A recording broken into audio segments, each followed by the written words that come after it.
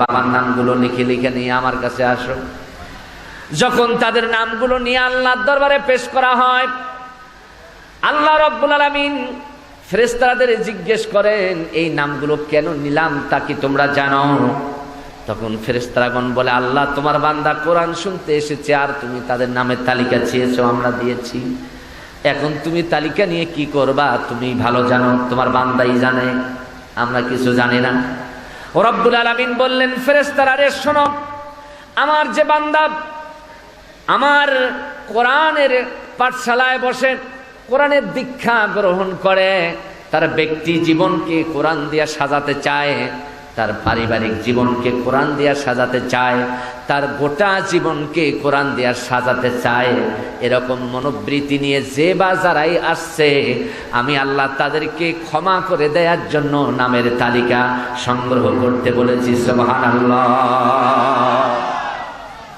আমার আল্লাহ কত বড় মেহেরবান, এখানে আসলে গুনাহ মাফ হয়, ঠিক কিনা বলেন?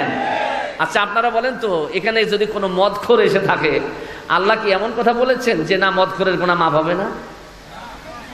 যদি কোনো জিনাকার পুরুষ আসে থাকে, মহিলা আসে থাকে, তার গুনাহ মাফ হবে না, আল্লাহ কি এমন বলছেন?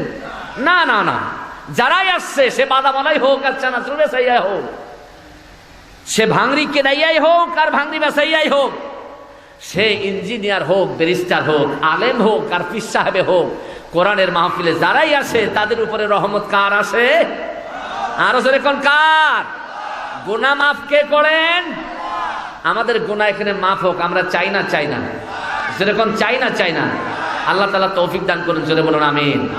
তবে দুর্ভাগ্য বাংলার মুসলমানদের জন্য একটাই, গুনাহ যেখানে মাফ হয় সেইখানে 144 ধারা জারি হয়। কথা বোঝেন নাই? জবাব দেন না কেন? যেখানে গুনাহ মাফ হয়, যেখানে কোরআনের কথা মানুষকে শোনানো হয়, সেখানে 144 ধারা জারি হয়, আর পুলিশি হয়রানি সেখানে শুরু হয়, ঠিক কিনা বলেন? আমার ভাই মাওলানা মুস্তাফিজুর রহমান ইশারা ইঙ্গিতে বলেছেন, আপনারা অনেকেই বোঝেননি, আজকে গান বাজনা, আপনাদের বদরগঞ্জে একটা মেলা হয়, কি যেন নাম? হ্যাঁ, ওই বদরগঞ্জ মেলার মধ্যে মাঝে মাঝে যশোর থেকে একটা যাত্রাপালা আসে, কি যেন নাম? হ্যাঁ, দেখছেন অভিজ্ঞতা কিরকম আছে? অপেরা, অপেরা আসেনি? আমাকে এক বন্ধু ফোন করে বলল, দোস্ত যদি একদিন দেখতে চাস আসিস। বলে কি? বলে অপেরা মিনি যদি দেখতে চাস বদরগঞ্জে আসবি। কেন? রাত 12টার পর কাপড় খুলিয়া সব দেখায়। হয় নাকি? এরকম হয়? আপনারা দেখেননি?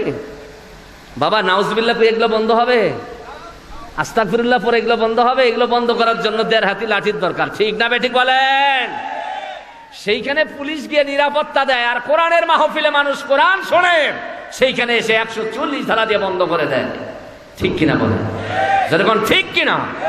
তাও 16 কোটি মুসলমানের দেশে 100 জন মুসলমানের মধ্যে 90 ভাগ মুসলমান যে দেশে, সেই দেশের মধ্যে এই কামটা যারা করছে, তারা মুসলমানের বন্ধু হতে পারে না, ইসলামের বন্ধু হতে পারে না, কোরআনের বন্ধু হতে পারে না, শয়তানের দালাল ছাড়া তারা কিছু নয়। আওয়াজ দিয়ে মুসলমান বলেন, ঠিক না বেঠে? তারা হজ করুক, আর হাতে তসবিহ টিপুক, আর মুখে জিকির করতে করতে জিহ্বাকে তরুতাজা রাখুক, কোরআনের বিরুদ্ধে যারা ষড়যন্ত্র করে তারা কখনোই মুসলমানদের বন্ধু হতে যেরকম পারে।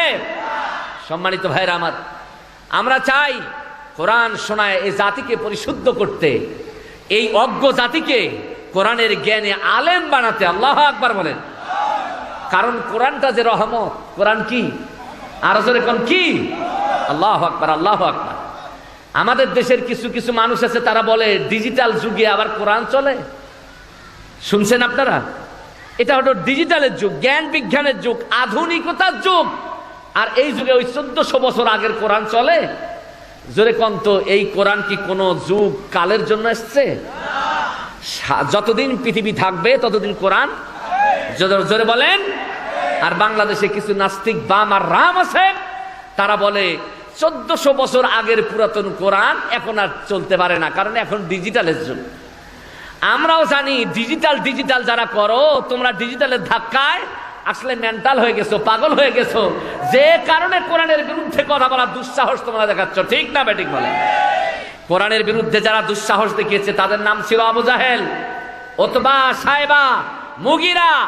এই জামানাও যারা কোরআনের বিরুদ্ধে বিরুদ্ধাচরণ করবে, বক্তৃতা দিবে, তারপরে সেমিনার সিম্পোজিয়াম করবে কোরআনের বিরুদ্ধে, বুঝতে হবে এই যুগে তারা নব্য আবু জাহেল।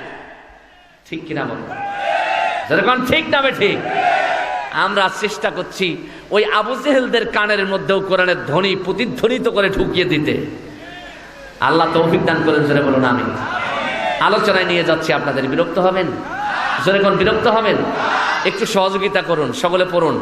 আউযু বিল্লাহি মিনাশ শাইতানির রাজিম।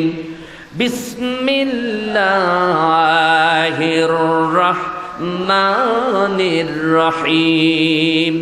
মরদুদ শয়তানের কুমন্ত্রণা হতে আল্লাহ তাআলার কাছে আশ্রয় প্রার্থনা করছি। আল্লাহ আমাদের হেফাজত করুন, জোরে বলুন আমিন। শুরু করছি পরম করুণাময় দয়ালু আল্লাহ তাআলার নামে। রব্বুল আলামিন বললেন, কুল বিফাদলিল্লাহি ওয়া বিরহমাতিহি ফাবিযালিকা